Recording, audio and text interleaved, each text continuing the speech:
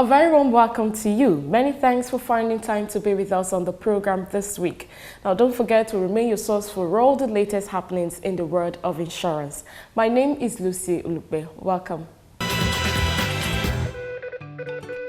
On our lineup this week, first we join Faith and our guest, Mr. Yombo Bammeke, the Chief Executive Officer of the United African Insurance Brokers Limited, Uaib, on the CEO Rendezvous, where they discussed SARS protest aftermath, leveraging risk management. Speaking in the course of the interview, Mr. Bammeke noted that there is a difference between buying insurance and doing risk management. Do take a listen. Government in Nigeria, I'm sorry to say, are generally careless. Now, I would say Lagos State government in particular, they do a lot of insurance. I'm aware of that. But there's a difference between planning to buy insurance and doing risk management. Vastly different. Because the only solution when you do risk management is not insurance. So when you do your risk management properly, insurance is what we do for what they call residual risks. So when you analyze a risk, you identify your risk, you analyze it, you take steps to actually mitigate those risks. Now, when you have taken those steps, what we call residual risk is what we pass to insurance companies.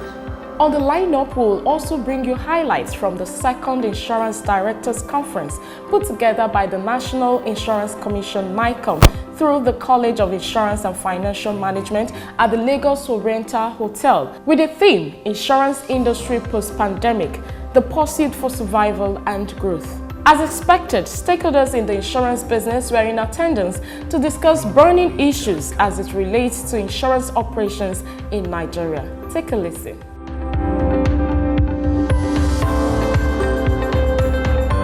Decision to make sure that the directors understand our business ultimately is now being justified, because the more the directors know about our business, the better we can work together.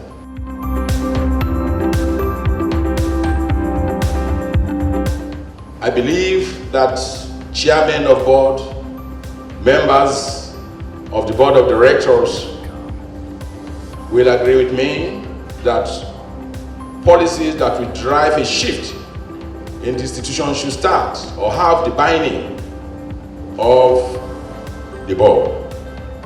The policy direction you will give will go a long way in ensuring sustainability and development of your various institutions.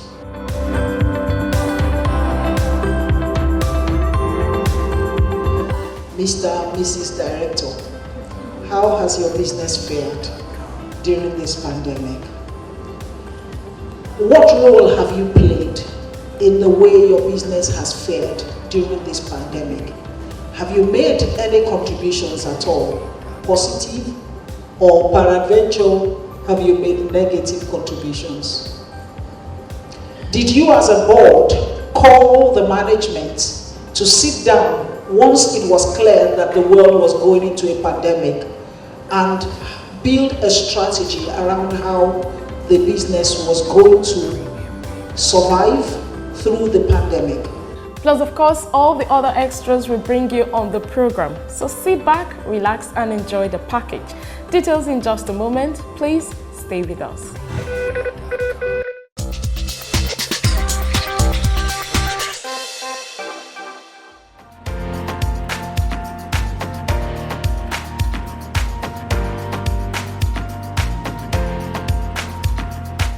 A very warm welcome to you. It's a pleasure to have you join us on the CEO Rendezvous this week. Today on the stage, we'll be looking at SARS aftermath, reinsurance to the rescue. And to do justice to that is the Chief Executive Officer of United African Insurance Brokers, Uaib, Mr. Yombo Bammeke, who is a fellow of the Chartered Insurance Institute of London. He's also an enterprise risk management expert. Thank you so very much, sir, for joining us on the Thank you very much. Thank you. Okay, sir, let me start off by saying that when people hear reinsurance, they are usually confused. And it's even worse when they now hear a reinsurance broker. They ask you, what does that mean? I think the best way to put it is that a reinsurance broker does exactly the same thing an insurance broker does for its customers. So an insurance broker takes the customer's business and places it with an insurance company. A reinsurance broker takes the insurance company's business and places it with a reinsurance company. So we are like the business to business end of the transaction, and the broker is the customer to business end of it. Like they say B2B, we are the B2B. We only have businesses as our clients, and we only place businesses with corporate bodies. Okay. How challenging is the reinsurance broking space in Nigeria and globally, especially in the face of the COVID-19 pandemic? Okay. Well, in Nigeria, it's challenging.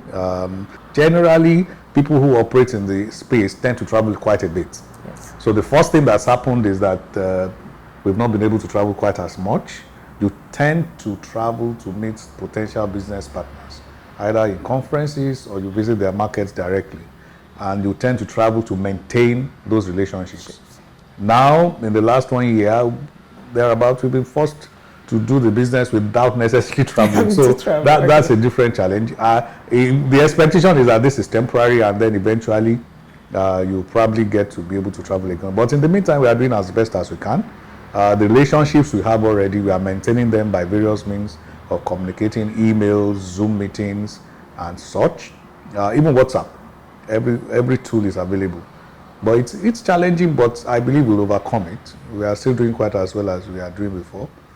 Okay, so let's bring it back home. 2020, no doubt, will go down in history as one of the worst years for economies worldwide as a result of the pandemic. It's even a double whammy for Nigeria. We had the pandemic and the end SARS protests. Lagos State, as we speak, is still bleeding from the aftermath of that. I recall that immediately after the end SARS protests and the wanton destructions nationwide, a lot of people have called to ask me that, oh, insurance, in popular terms, what is jegbese? How are they going to get money to pay? And of course, you have to explain there's reinsurance and all of that. But I just want to put in perspective, looking at what has happened in 2020 vis-a-vis the end SARS protest in Nigeria. What is the impact of that in the insurance markets in Nigeria, especially as it relates to reinsurance products? Okay. First, the first side of it is, say, the pandemic. The thing with insurance is that you have to buy the insurance in order to claim. Unfortunately, Nigerians don't have a very good habit with buying insurance. So there's a difference between economic loss and losses that you can recover from insurance, from an insurance company. So first, you have to buy the cover so you can get a claim. A lot of people, when you ask them, when they are buying their fire insurance, especially commercial risk, even I know brokers who have advised a lot of clients, oh, extend it to special risk, buy civil strike, I say, no, just buy me the basic stuff. The basic stuff won't get you cover from, say, either a pandemic loss or a protest loss. You need to specifically buy it. I'm aware, however, that with the SARS, with the protest, the insurance companies in Nigeria are generally working to make sure that even in some cases where the cover is not clear, they pay the claims. Once you have a policy and your insurance company is adequately reinsured, paying a claim is not a problem for the industry. The pandemic, on the other side, caused a lot of economic losses, which are not insurable. I mean, Nigeria is going through a recession because of the pandemic. There's nothing much you can do about that insurance-wise.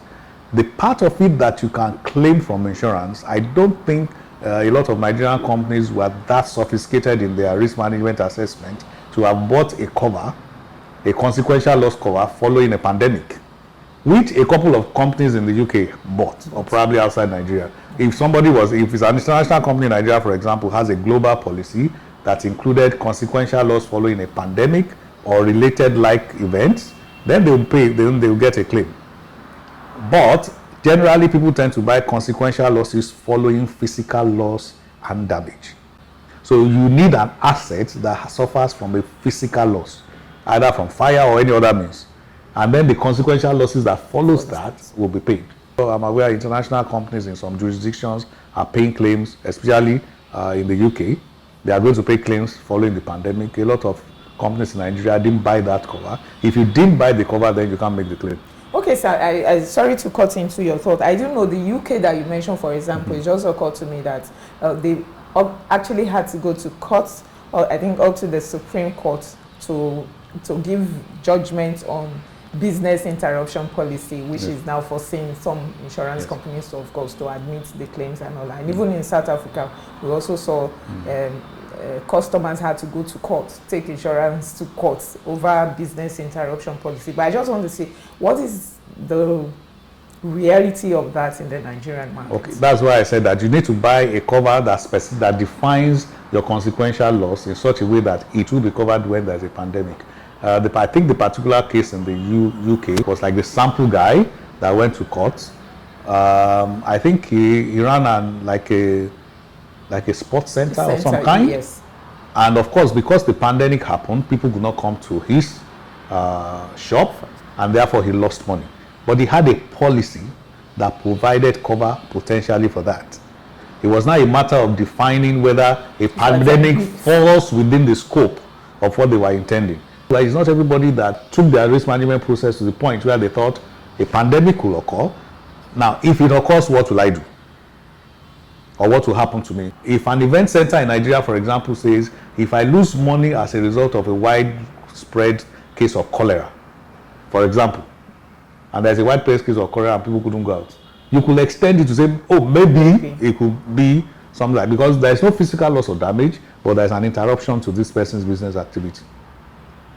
In that sense, I don't think Nigerian companies really faced heavy claims from the pandemic, but there are claims from the end SARS protest because riots, civil commotions, what we call political violence, all those things are insurable. I think the challenge for the insurance industry is to educate people, take this opportunity to really educate the public that, look, a whole lot of things are insurable, but you have to specifically insure them.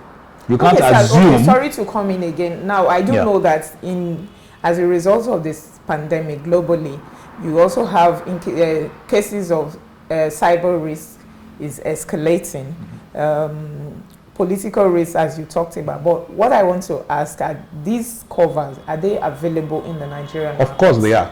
The insurance companies are using cyber risk insurance in Nigeria. It depends on the kind of business you do. I know there are banks who have cyber risk insurance because of their peculiarization and they're exposed. All of us do quite a lot of our banking either by card or by transfers or by some other means.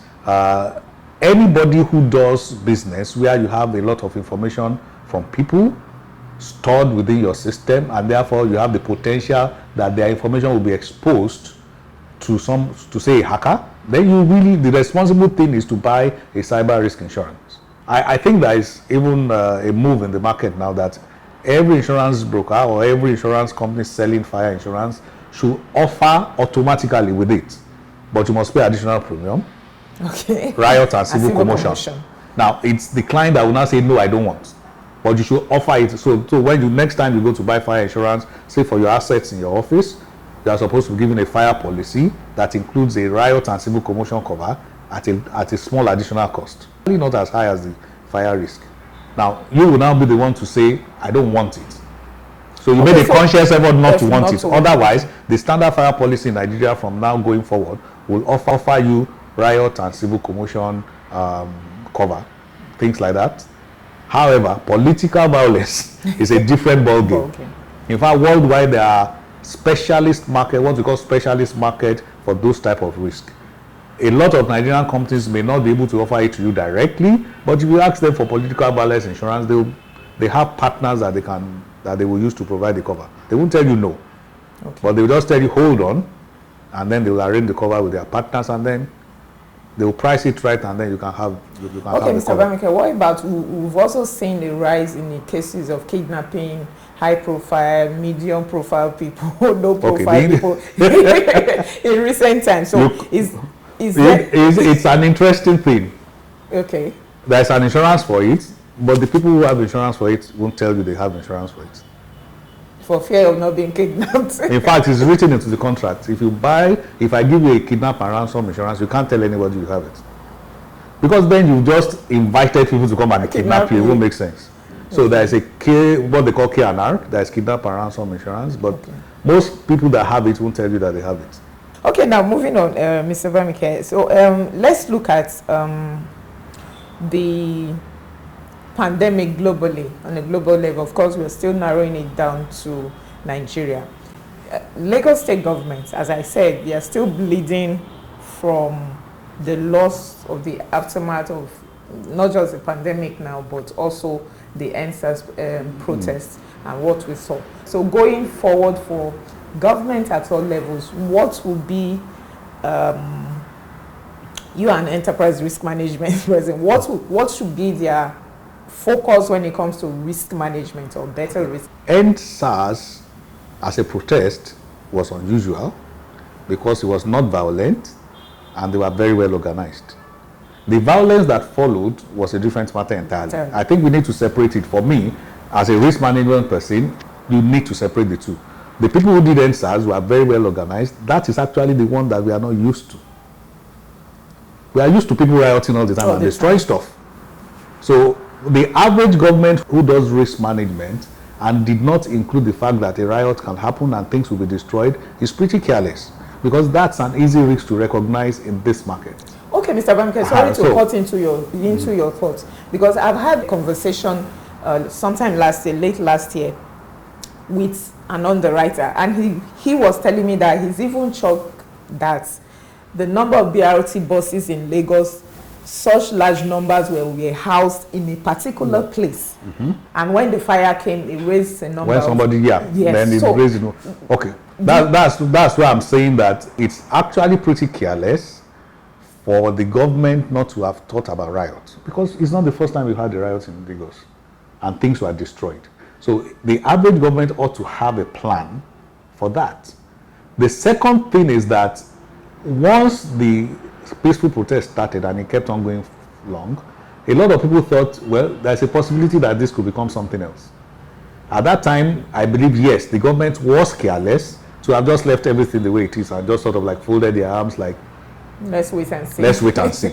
So that was the point in time where you start saying, okay, what is the maximum number of buses we should park in one spot? I think essentially what we have is government in Nigeria, I'm sorry to say, are generally careless. Now, I would say Lagos state government in particular, they do a lot of insurance. I'm aware of that. But there's a difference between planning to buy insurance and doing risk management.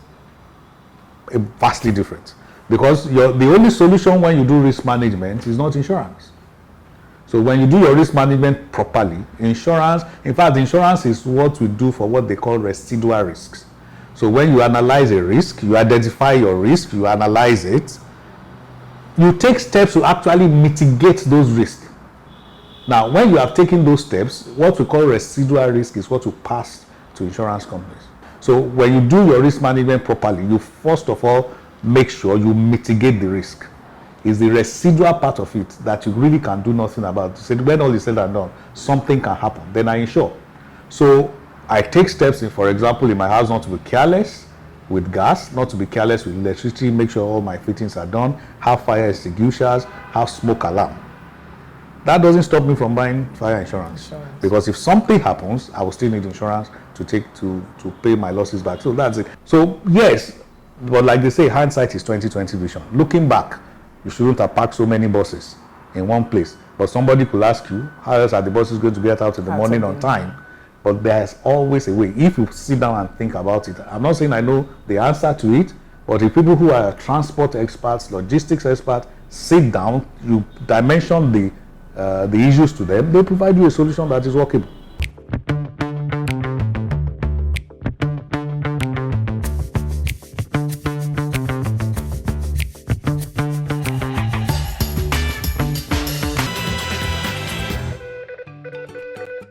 All right, welcome back.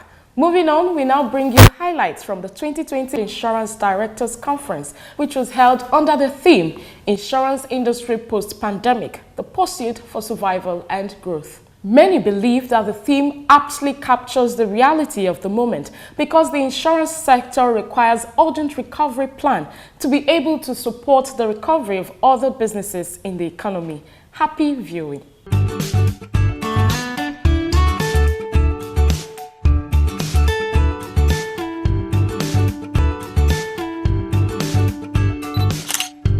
The National Insurance Commission, NICOM, in collaboration with the Chartered Insurance Institute of Nigeria, College of Insurance and Financial Management, late last year, put together the second edition of its annual conference for directors of insurance companies at the Lagos Oriental Hotel, Lekki. The theme was Insurance Industry Post-Pandemic, the Pursuit for Survival and Growth. The objective of the annual conference is to build capacity of insurance directors for better understanding of insurance business.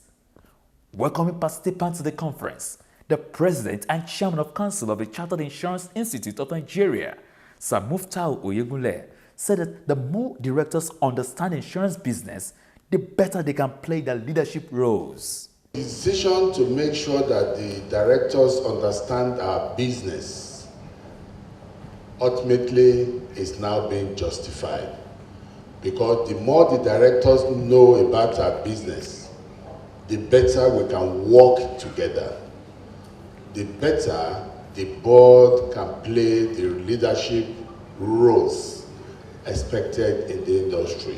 In his keynote address, the Commissioner for Insurance, Mr. O.S. Thomas, noted that the insurance industry requires urgent recovery post-pandemic to be able to support other businesses. The present challenges brought about by the pandemic in the economy in general, and our industry in particular, are enormous. Critical measures are therefore required of us that sit on top of the pyramid. It must be emphasized that the insurance sector requires more urgent recovery post-COVID-19 so that we can support the recovery and restoration of other businesses. The first paper session of the Directors' Conference focused on the sub-theme, developing strategic direction for finance and investment, the challenges of board oversight functions. Speaker was Mr. Jimmy Ogbobine, Head, Augusta Consulting. In his presentation, Mr. Ogbobine said that investment is not a marriage and should not be treated as such. When you invest in an unquoted company, you have to think private equity mindset. How do you exit if you choose to exit? Because it's not a marriage. Investments are not marriage. And that's what we're facing with our issues with real estate. We're nearly treating it like a marriage, where till death do us part. Okay? So with unquoted investments, what's our exit strategy? We need to have a private equity mindset. And then lack of independence of the investment management function in some insurance companies. So even where the investment management function exists, there's this lack of independence, which has driven us into lots of unprofitable investments, because the managers are saying, no, let's not go right, and the board or the promoter of the company is saying, let's go left, and then we'll see the result of going left. The second session of the conference focused on the sub-theme, role of board in facilitating an effective ERM regime in insurance organizations. Speaker was Toyin Sani, Group CEO, Emerging Africa Capital Group, while the third sub-theme paper, Transparency and Accountability, the current conundrum of corporate governance in the insurance industry.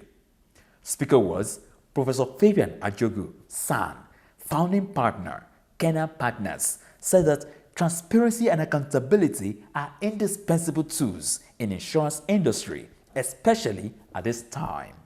Transparency and accountability are indispensable tools for good governance in companies, particularly in your industry and particularly at this time. The high point of the conference was an open session which allowed for interaction between participants and the regulator.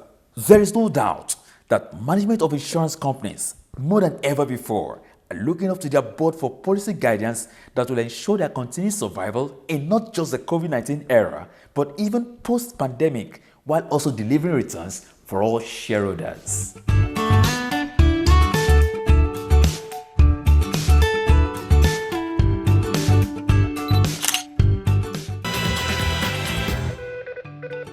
That's That's our time on the program this week. Many thanks for being a part of it.